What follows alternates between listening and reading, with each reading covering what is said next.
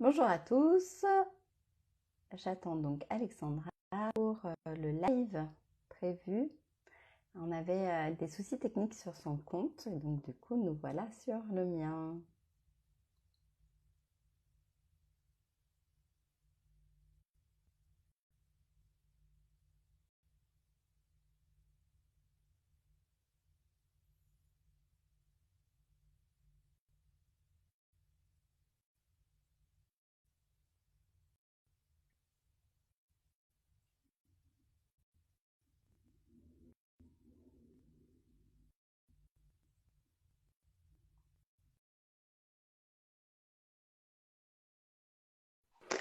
Ah, ouhou, Ah, magie, super, incroyable.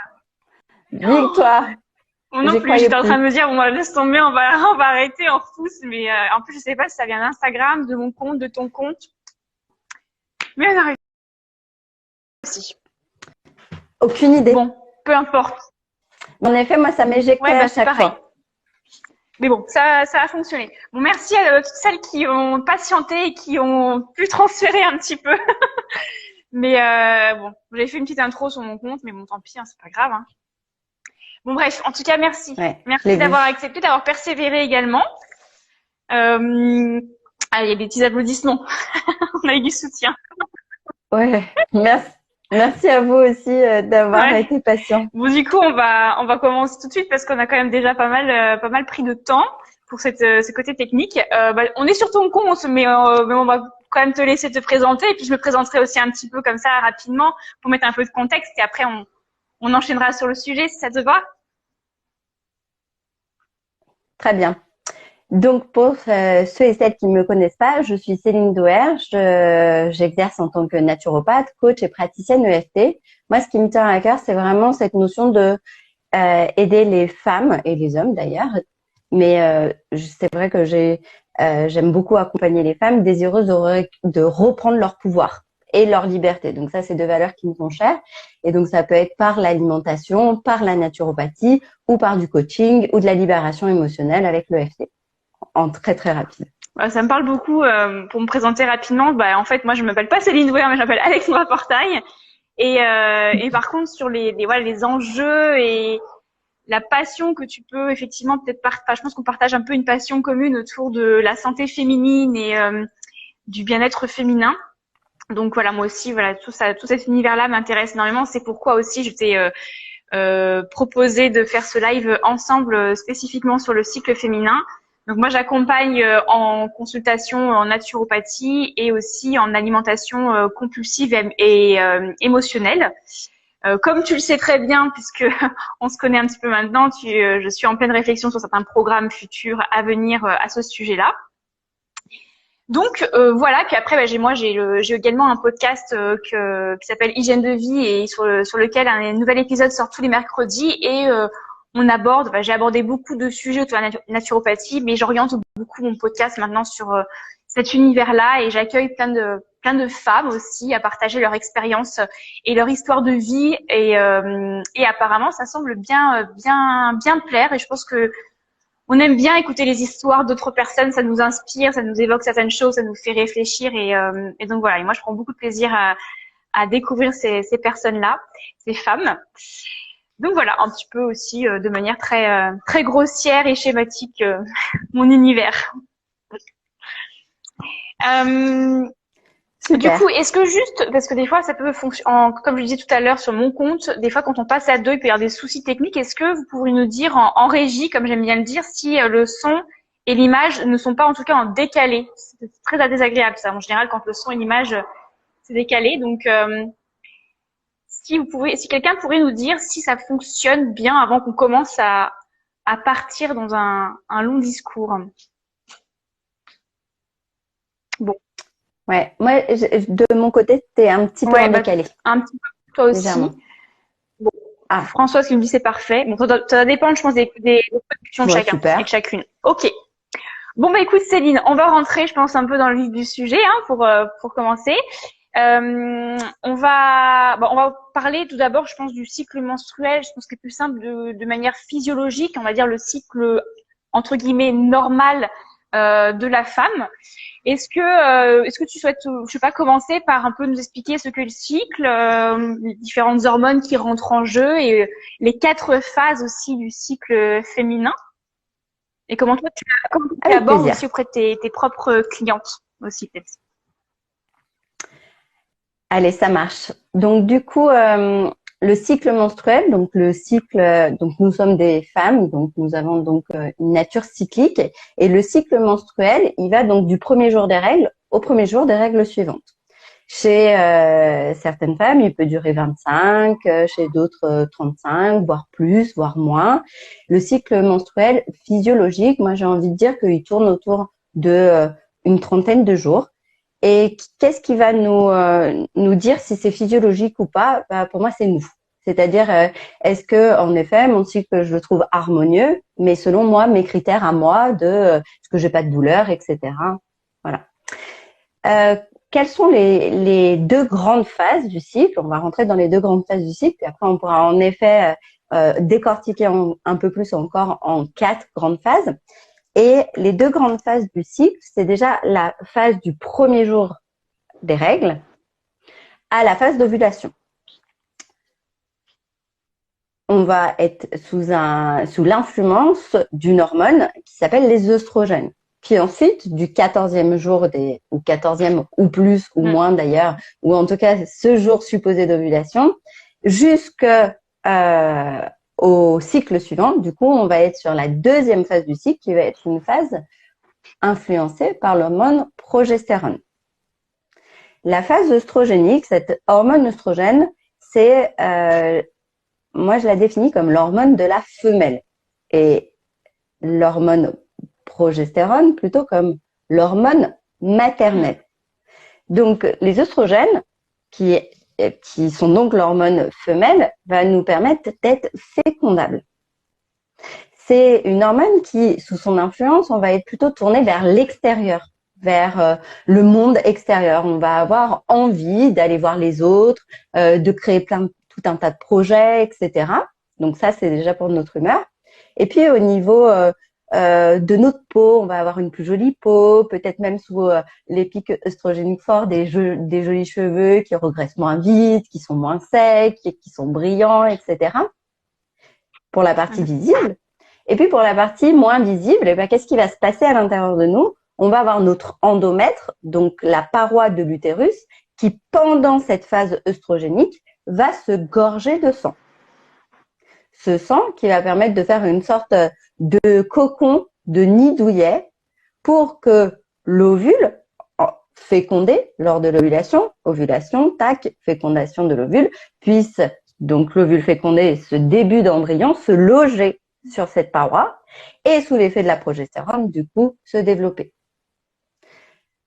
On a d'autres choses aussi qui peuvent se passer pendant cette phase œstrogénique et notamment la glaire cervicale qui va se modifier. Peut-être qu'on pourra rentrer dans les détails ou pas, mais en tout cas, il y a quelque chose qui se passe dans notre culotte qu'on peut voir, qui est visible. Cette glaire cervicale, en fait, qui va devenir un vrai élixir de fertilité, justement pour que les spermatozoïdes puissent survivre le plus longtemps possible dans le but, encore une fois, d'être fécondés. Dans la phase de la progestérone, donc la 2e phase du cycle, sous l'influence de cette progestérone, l'influence de cette hormone plutôt maternelle, on va être plutôt du coup centré sur nous, moins vers l'extérieur, mais plutôt sur nous. Potentiellement, on est en pleine création d'un petit bébé, mais c'est aussi cette phase où on peut créer des choses, concrétiser des projets. Tous les jolis projets qu'on avait pendant la phase œstrogénique, et bien du coup, c'est pile poil le moment où on peut se recentrer sur nous, se recentrer sur l'essentiel et peut-être en choisir un ou deux pour les mener à la concrétisation.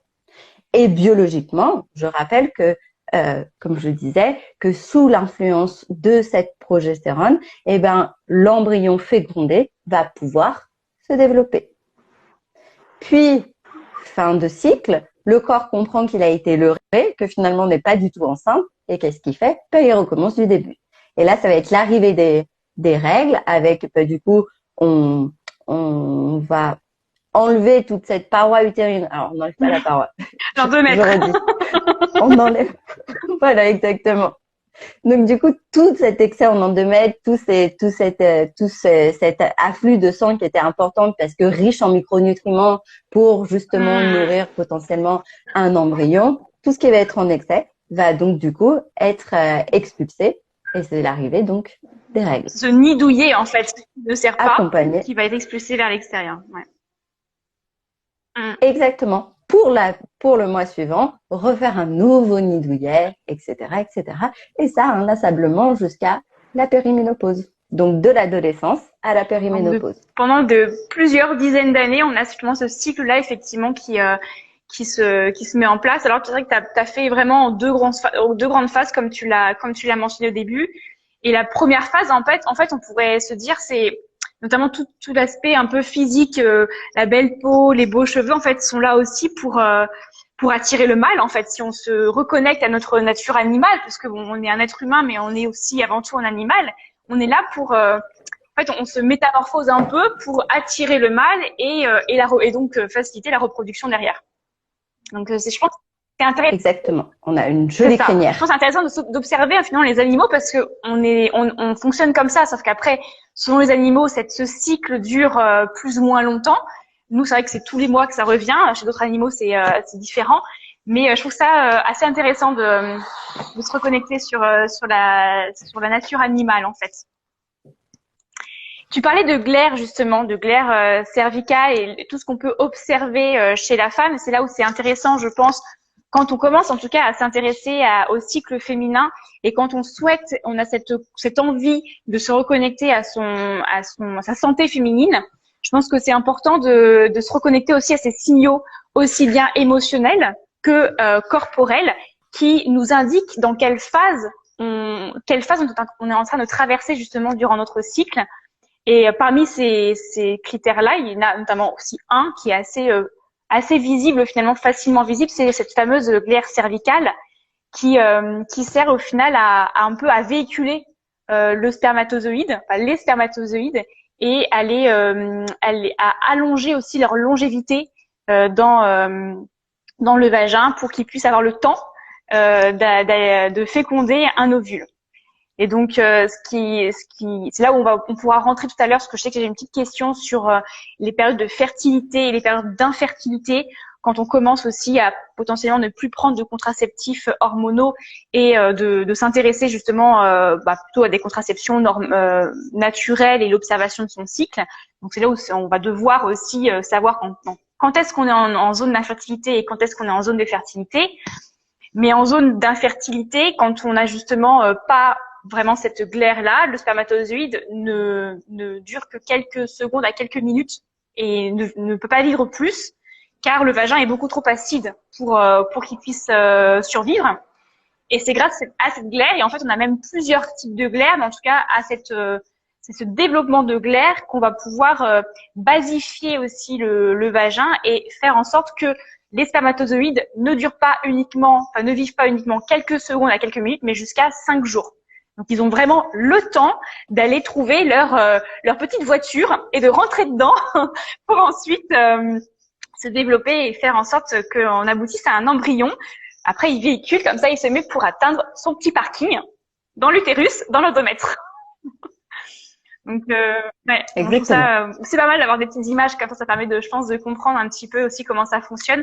Et donc voilà. Et du coup, tu as parlé un petit peu des oestrogènes et de la progestérone. Est-ce que tu pourrais rentrer un peu plus dans le détail de comment évolue vraiment ce ratio œstrogène-progestérone? Quel est aussi parce qu'on parle souvent quand on parle de troubles hormonaux, c'est parce qu'on a des soucis soit d'hyperoestrogénie, soit peut-être de manque de progestérone, etc. Est-ce que tu pourrais rentrer un peu plus dans le détail dans cette notion-là d'hormones, justement? Et peut-être l'effet aussi de d'autres types d'hormones comme le cortisol qui pourraient impacter derrière, justement, un cycle hormonal dit normal. Ok. Donc, du coup, on peut rentrer peut-être dans le cycle un peu plus perturbé. C'est ça ta demande? Allez-y. Allons-y. Ouais, génial. Ok. Alors, du coup, en effet, même si c'est cet œstrogène et cette progestérone, donc œstrogène, on a dit plutôt en début de partie de cycle, donc c'est-à-dire qu'on va vraiment avoir une, une courbe des œstrogènes qui va monter, puis ensuite il va avoir donc j'ai plein d'idées, donc du coup je hiérarchise mes idées pour pas partir dans tous les sens. Donc du coup cette courbe œstrogénique, d'accord, et puis ensuite deuxième phase du cycle, on va avoir cette courbe de la progestérone. Même si cet œstrogène et cette progestérone du coup ne sont pas sécrétés au même moment, il y a un certain équilibre entre les deux qui doit se faire, enfin qui est là, d'accord? Et en effet, du coup, on a notre oestrogène, notre progestérone, et on peut avoir des perturbations hormonales qui sont liées à quoi? À un excès d'œstrogène par rapport à la progestérone, d'accord? Donc, quand on dit qu'il y a une hyperœstrogénie, c'est vrai, tu as bien fait en mon sens, de le préciser, c'est une hyperœstrogénie relative. Relative à quoi? Toujours cette progestérone. Donc, si on a beaucoup d'œstrogène, mais qu'on a beaucoup de progestérone, potentiellement, ça ne pose pas de problème. Idem dans les cas inverses. Cette hyperœstrogénie relative à la progestérone, elle peut être liée à quoi, du coup? À soit beaucoup d'œstrogène, ou soit pas assez de progestérone. Ou les deux. Comment est-ce que je reconnais si je suis plutôt en hyperœstrogénie relative par excès en œstrogène ou par déficit en progestérone? Du coup, il y a plusieurs signes cliniques. C'est vrai que si j'ai un flux qui est très abondant, je peux penser, tiens, peut-être en effet que je suis plutôt dans l'hyperœstrogénie relative par un excès en œstrogène. Par contre, si j'ai des cycles qui vont vraiment beaucoup s'allonger, que je peux avoir une acné avec un peu de pilosité, etc., je vais plutôt être du point de vue d'une hyperœstrogénie relative par déficit en progestérone. En effet, tu me posais la question du cortisol, et en effet, le cortisol, il intervient dans cet équilibre. Pourquoi? Parce que le cortisol utilise, alors si on veut être très précis, utilise la même matière première. Tac, tac, tac, le cortisol utilise la même matière première que la progestérone. Donc, imaginons, on a de la matière première, d'accord, des petits moellons.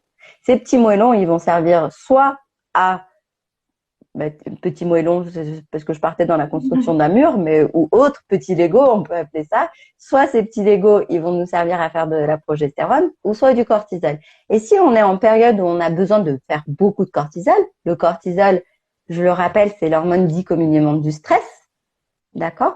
Et bien du coup, tous nos petits Legos vont partir dans la construction du cortisol et on va avoir moins de Legos disponibles pour faire de la progestérone. Et donc du coup, qu'est-ce qui va se passer? En effet, le taux de progestérone va chuter. Ce qu'il faut savoir, effectivement, comme tu le disais, c'est que le corps, il est très intelligent et il sait en fait prioriser ses actions pour sa survie. Exactement. Et donc c'est vrai que au vu du corps, le cortisol, vu qu'il est, c'est l'hormone qui est sécrétée par rapport au stress, aussi bien ce qu'on peut appeler, alors encore une fois communément, un stress positif qu'un stress négatif.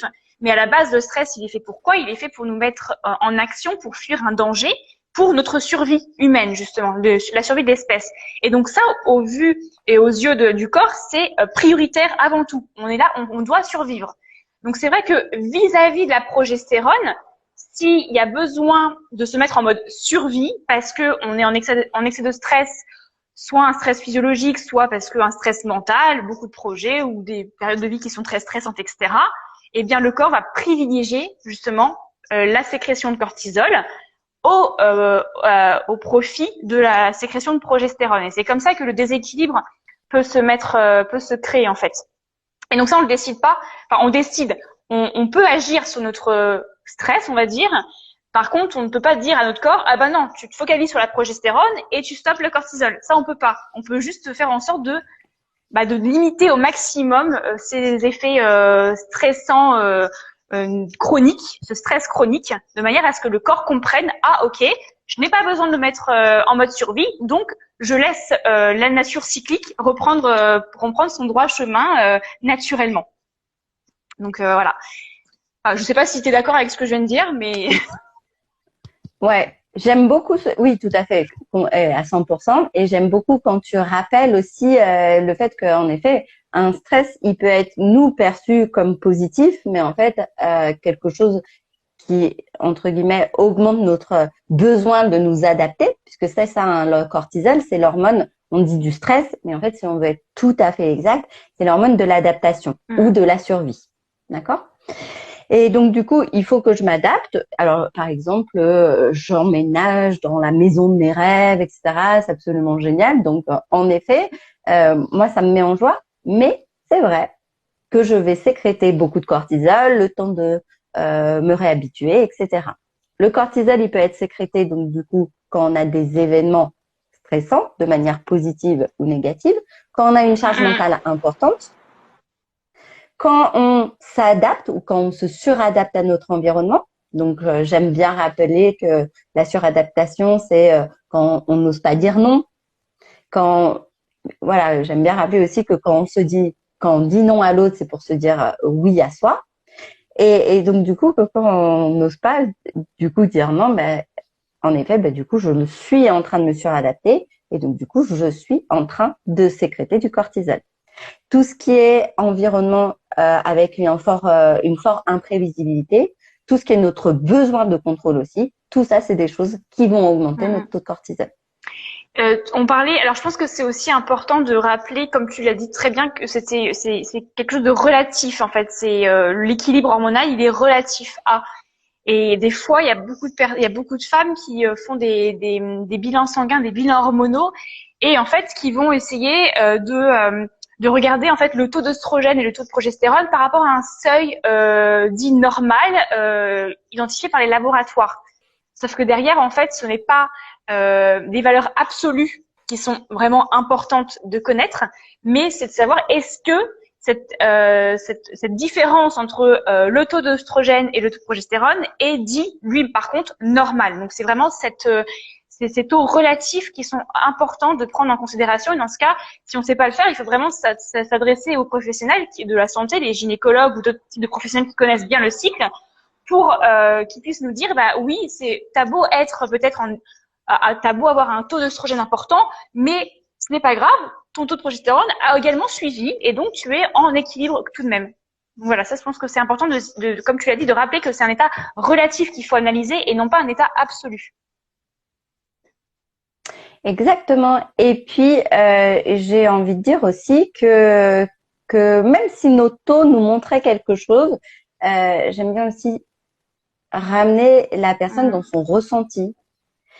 Et que même si le gynéco dit non, votre taux d'œstrogène est tout à fait OK avec votre taux de progestérone, donc savoir aussi qu'en plus en sanguin, et selon la période du cycle, ça va changer beaucoup de choses, qu'en sanguin, il y a des personnes qui remettent en question ça, qui vont me dire que ça serait plutôt quelque chose qui va aller se doser en salivaire. Donc, faites confiance à votre ressenti. Et si vous pensez vraiment qu'il y a quelque chose qui cloche, que peut-être en effet il y aurait trop qu'il y aurait un équilibre hormonal qui vous paraît pas tout à fait juste. Donc ne serait-ce que voilà, j'ai mes règles, je souffre quand j'ai mes règles. Non, ce n'est pas normal. Avoir des crampes, oui, pour que la muqueuse puisse desquamer, mais être plié de douleur, non. Alors du coup, même si votre taux serait complètement OK, complètement en équilibre, faites-vous confiance, quoi. T'as fait une bonne transition sur notamment le SPM, le syndrome prémenstruel. Comme tu l'as dit, avoir des petites douleurs, c'est normal, des sauts d'humeur, des choses comme ça, pourquoi pas. Mais si on est effectivement, on est sujette à un SPM très intense qui, pour certaines personnes, elles sont clouées au lit et elles ne peuvent rien faire ou elles passent leur temps à vomir. Là, c'est qu'il y a effectivement quelque chose qui cloche, parce que, comme tu le dis, avoir mal, ce n'est pas normal, même quand tout le monde dit que les règles, c'est douloureux, non. C'est douloureux parce que j'aime bien dire aussi qu'il faut différencier la normalité de la santé de la normalité statistique, la gaussienne. Pas parce que tout le monde mange des frites qu'il faut manger des frites. C'est pas parce que tout le monde a mal aux règles, a mal au ventre et vomit pendant ses règles que c'est normal en termes de santé. Ce n'est pas le cas. Il faut vraiment différencier ça et pas se réfugier dans le oui, mais c'est normal. Enfin, j'ai toujours vécu ça et ma mère est comme ça et ma grand-mère c'est pareil. ma mère est migraineuse, donc c'est normal que je sois migraineuse.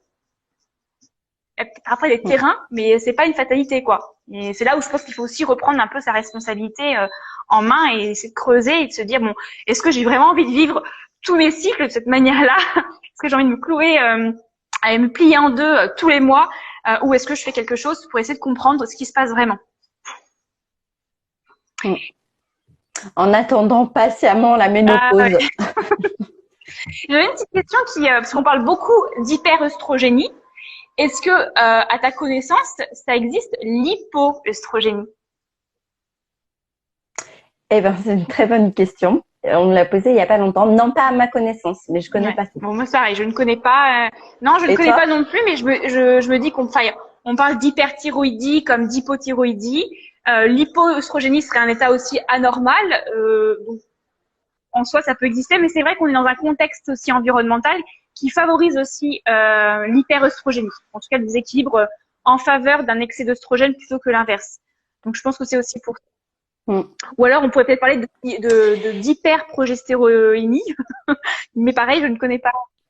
Eh ben, voilà, c'est là où encore moins je verrais ça. En effet, après l'hypoœstrogénie, ça serait en effet un arrêt de la sécrétion d'œstrogène par les ovaires. Ouais. Alors, Luciana, tu dis oui, moi. Oui, toi, à quoi? Tu parles d'hypoœstrogénie? Ce serait intéressant, tiens. Enfin, je dis pas que c'est intéressant que je n'ai pas d'œstrogène. Ah, d'accord. Ça te parle, toi, ça, Céline?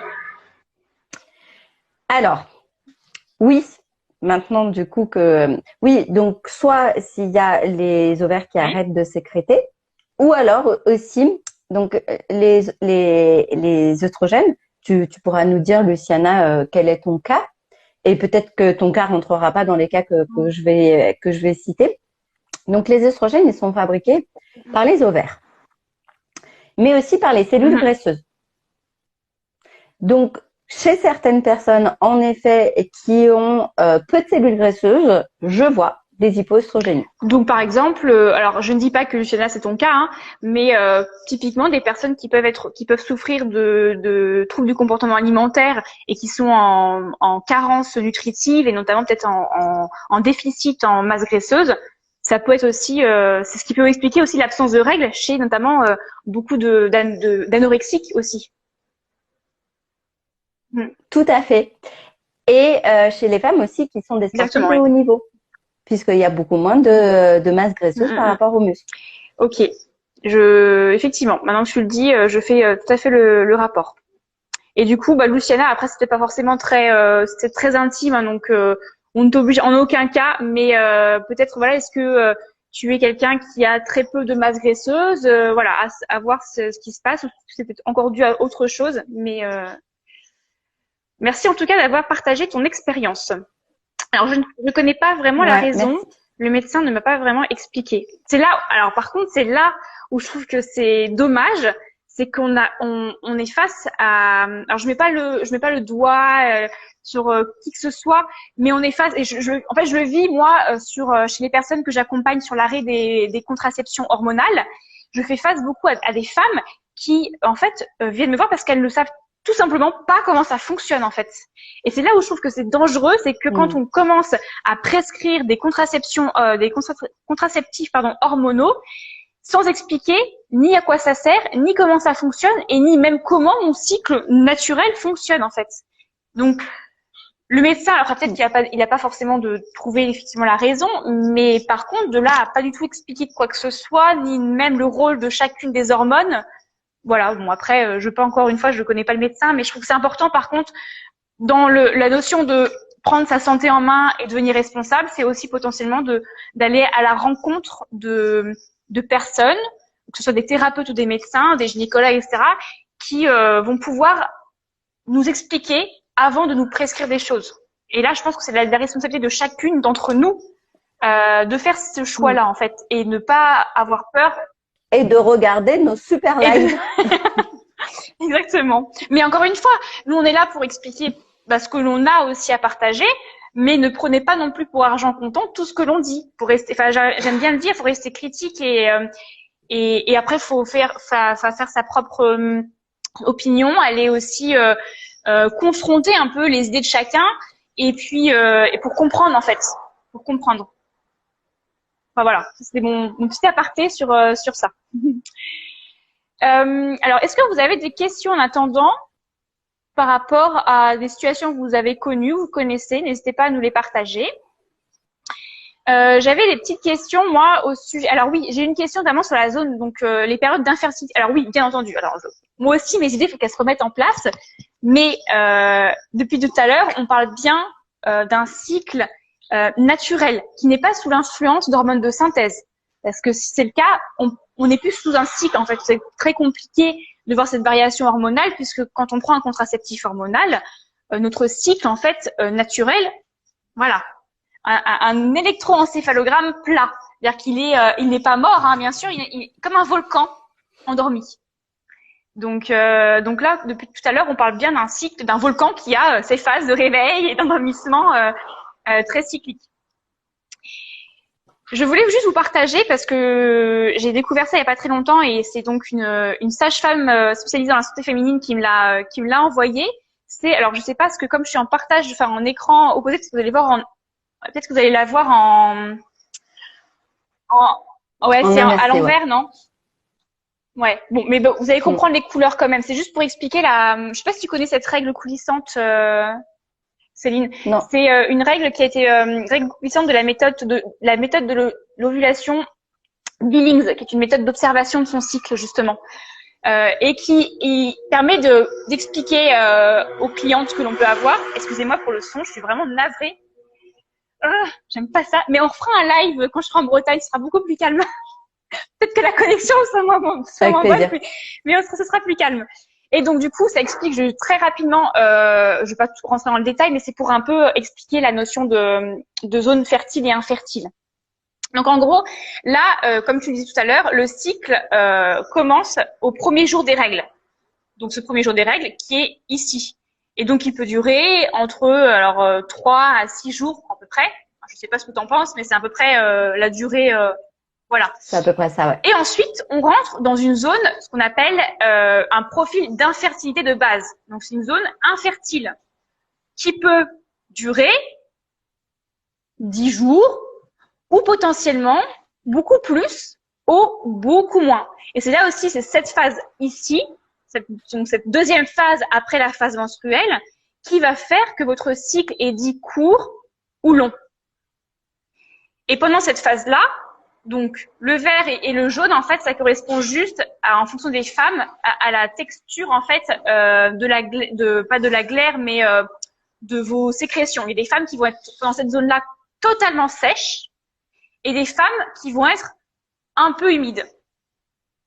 Et quand on rentre dans la zone blanche, là par contre, on commence à être fertile. On n'a pas encore ovulé, mais on commence à être fertile, on commence à sécréter de la glaire, et donc la femme va ressentir une sensation de mouillé. Donc les femmes qui sont habituellement sèches vont devenir plutôt mouillées, donc elles vont bien voir la différence entre je suis infertile et je commence à être fertile. Par contre, les femmes qui sont à la base plutôt humides vont peut-être moins bien percevoir cette transition-là. Et donc, une fois qu'on est dans la zone blanche, là, on commence à être fertile jusqu'à arriver au X, qui est en fait le sommet de la fertilité. C'est là où j'ovule, c'est là où l'œuf, paf, il est expulsé justement du follicule qui a gagné parmi les autres. Et donc là, forcément, on est très fertile et on continue à être fertile pendant encore les 3 prochains jours, puisque finalement, comme je vous disais tout à l'heure, grâce à la glaire, les spermatozoïdes, ils peuvent vivre jusqu'à 5 jours. Donc, en fonction de là où vous êtes, il y a eu l'union, eh bien, on peut être fertile vraiment jusque là. Donc, quand vous avez ovulé, attention, vous êtes encore fertile pendant au moins 3 jours derrière. Et ensuite, on repasse sur une phase d'infertilité jusqu'à arriver, hop, au premier jour ici des règles. Et donc, voilà pour expliquer un peu la fertilité et l'infertilité. Donc, juste dernière chose par rapport à ce sujet-là, si vous êtes une femme qui a un cycle très très court et donc ça arrive, qui est comme ça. Donc vous passez de la phase de menstruation à la phase directement ici. Eh bien faites attention parce qu'il peut y avoir un petit chevauchement et donc même durant les règles, potentiellement vous êtes fertile. Donc les personnes qui se disent ah bah je vais m'unir pendant mes règles parce que je sais que je suis infertile, attention selon votre cycle, peut-être que vous êtes fertile quand même. Donc voilà, pour celles qui veulent avoir un enfant, bah c'est pas un problème, mais pour les personnes qui ne veulent justement ne pas avoir d'enfant, eh bien attention à ça. Donc après effectivement la notion de glaire, elle est en général très perceptible et elle est signe que là vous êtes fertile quoi. Grosso modo. Voilà. C'était ma. Tu peux nous expliquer les différents types de glaire? C'est pas quelque chose que je maîtrise encore totalement, mais en fait, il y a la glaire de manière générale, c'est le même rôle, mais il y a la glaire qu'on appelle SPL, je crois. Je pense que voilà, j'en ferai un live sur ça pour le temps que je me familiarise vraiment avec ça. Mais en gros, chaque type de glaire va avoir un rôle. Au départ, l'utérus, on a un bouchon, c'est pour ça qu'on est plutôt sèche. Et puis, il y a un premier type de glaire qui va arriver pour justement liquéfier ce bouchon, donc ouvrir le col. Et ensuite, un autre type de glaire qui va être justement la glaire en question qui va permettre de véhiculer les spermatozoïdes. Et un autre type de glaire qui va être là pour finaliser le cycle justement de la fertilité. C'est un grosso modo un peu pour l'instant ce que je sais de la glaire vraiment cervicale parce qu'il n'y a pas très longtemps encore, je pensais qu'il y avait un seul type de glaire. Tu vois, j'en ai encore appris. Sur ça, mais peut-être que toi tu peux par contre apporter des explications sur ça. Ah bah ouais. Oui. Alors, du coup, moi je l'appelle pas du tout comme ça, mais c'est vrai qu'en effet, la glaire qu'on va retrouver, la glaire qui va être sécrétée, va être différente selon le cycle, et plus notre oestrogène va être élevé, et plus en effet, elle va se liquéfier, elle va avoir cette consistance. Donc c'est vrai que moi je les appelle pas du tout comme ça ces types de glaire. Moi, ce que j'appelle la non-présence de glaire, donc surtout chez les femmes qui sont assez sèches, etc. Qu'est-ce qu'on va trouver? On va trouver dans la culotte tout simplement une petite trace un peu collante, d'accord? Et moi, j'appelle ça la colle UHU, d'accord, qui est au fond de la culotte. Et puis ensuite, on peut avoir en effet quelque chose qui va commencer à se passer, puisque comme tu le disais, il y a la glaire cervicale qui est bien présente, qui va être présente au niveau de l'utérus et qui va être tellement en fait condensée, j'ai envie de dire, qui va avoir une maille très serrée et qui va empêcher du coup, en effet, que les spermatozoïdes puissent passer. Puis de toute manière, pendant cette période-là, on va avoir un col aussi qui est très serré sur lui-même, qui va être tout aggloméré, tout étroit en fait. Ouais, exactement. Tac. En fait, le col, quand on regarde un col de l'utérus, on peut demander à la gynéco ou au gynéco, est-ce que je pourrais voir mon col de l'utérus? Elle ou il vous met un miroir. Et qu'est-ce que vous voyez? Tout au fond de votre vagin, un petit donut. Et ce donut, il peut être tout serré, tout condensé sur lui-même, plus avec un petit bouchon de glaire. Donc là, pas de possibilité que les spermatozoïdes passent. Ou alors, il peut être… Exactement. Et il est tout dur d'ailleurs si vous mettez un doigt, c'est facile, on peut sentir facilement notre col. Il est tout dur comme le bout du nez. Exactement. Et on a les mêmes références. C'est rigolo. On a les mêmes références en effet. Et donc du coup, ce col ensuite pendant notre période de fertilité, il va devenir un peu plus ouvert, légèrement plus ouvert et un peu plus mou. Un peu plus comme la lèvre. Puis il peut Exactement. Et il peut remonter un petit peu. Donc là, en effet, des fois, on le sent un peu moins. Il est un peu plus haut. On peut le sentir aussi pendant les rapports. Des fois, on sent que ça tape un peu plus sur le col. Là, c'est plutôt signe d'être dans une période d'infertilité. Si vous faites bien la différence au moment où, du coup, il est un petit peu plus au fond et un petit peu plus mou. Et cette glaire, donc, du coup, sous l'effet de l'œstrogène, va du coup se modifier. Donc, il va avoir sécrétion d'une glaire qui est différente, en effet, et qui va avoir une maille qui est plus large, puis de plus en plus large, puis de plus en plus liquide. Donc, moi, j'appelle ces phases, d'accord? Moi, j'appelle ça la phase de houmous au départ. Donc, la colle qui reste collée sur la culotte. Ensuite, un peu le houmous, ça peut être chez certaines femmes un peu plus granuleux ou pas, mais en tout cas plus épais. Et puis ensuite, ça va se transformer en peut-être gel d'aloe vera, voire quelque chose de très, très liquide, voire huileux. Et une fois que vous avez repéré un ou deux ou trois ou cycles et bien reconnu votre glaire, bah, du coup, ça va être plus facile pour vous, en fonction de ce que vous voyez, de savoir où est-ce que vous en êtes de votre fertilité, de votre infertilité. Dès qu'ensuite, il va avoir une ovulation réussie, on va passer sous la phase de la progestérone. Et cette progestérone, qu'est-ce qu'elle fait? Elle re-rend la glaire infertile et avec une maille beaucoup plus serrée. C'est pour ça que le stérilet à la progestérone, par exemple, est efficace parce qu'il va avoir un impact local sur la muqueuse utérine et sur cette glaire cervicale qui va devenir impropre à la survie des spermatozoïdes. Exact. Merci beaucoup d'avoir abordé ce sujet et précisé tout ça. En tout cas, alors Luciana, oui, je suis un peu perdue car je ne sais pas quoi mettre en place. Bah, comme je disais, je pense qu'effectivement, si tu ressens cette envie, ce besoin de comprendre les choses, il faudrait que tu arrives à trouver des personnes, peut-être même plusieurs personnes. Hein, c'est pas forcément une seule personne ni une seule approche pour t'aider à au moins qu'on t'explique en fait comment ça fonctionne. Parce que je pense que quand on commence à expliquer, il y a plein de choses qui se débloquent en fait.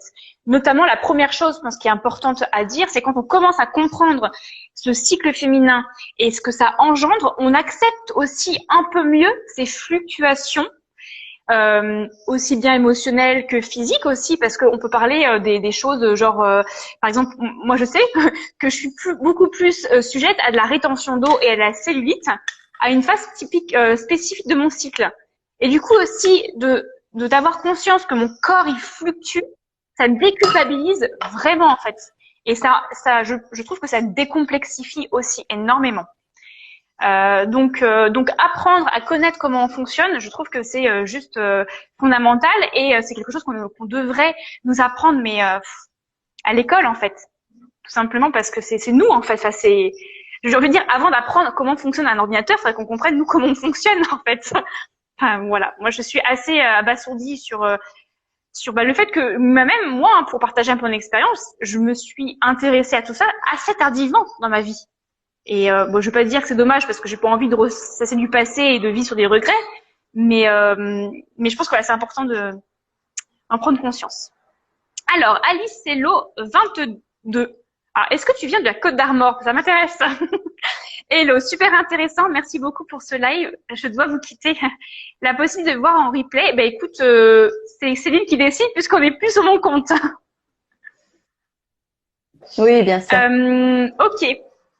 Est-ce que tu voulais aborder d'autres choses? Parce que là, ça va commencer à faire 1 heure, donc on a plein d'autres sujets, mais peut-être qu'on fera peut-être un autre live. Ouais.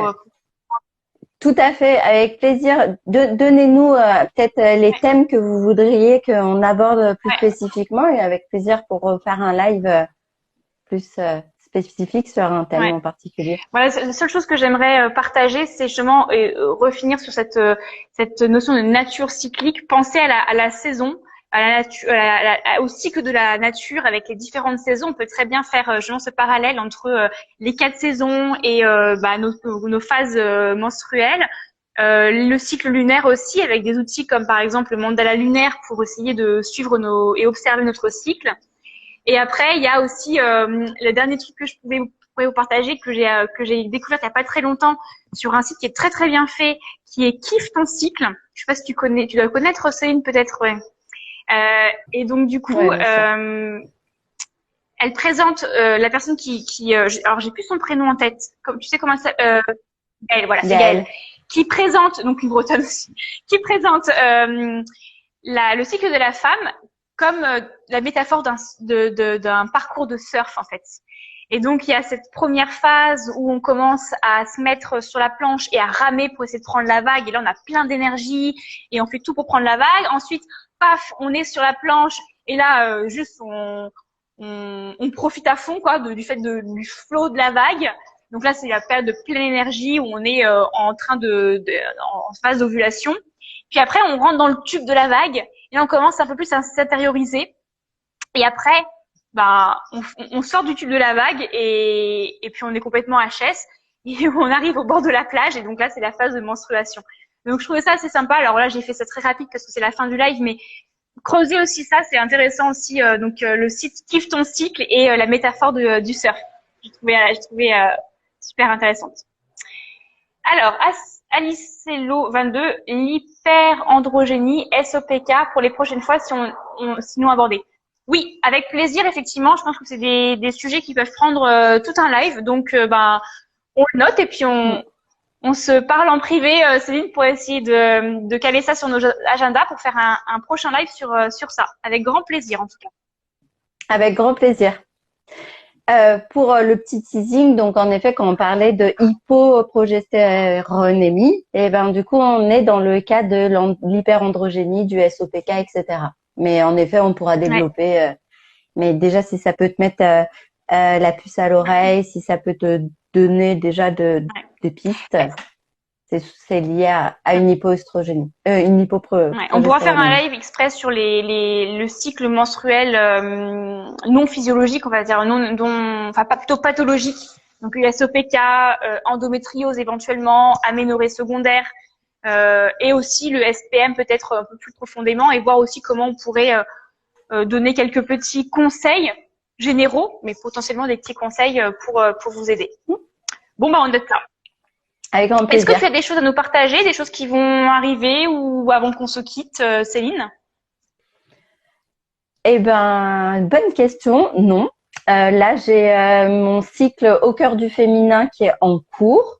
Donc, c'est un cycle avec plusieurs femmes et on travaille justement sur tout ce qui est cycle menstruel, rapport à son corps, etc., sur la sexualité.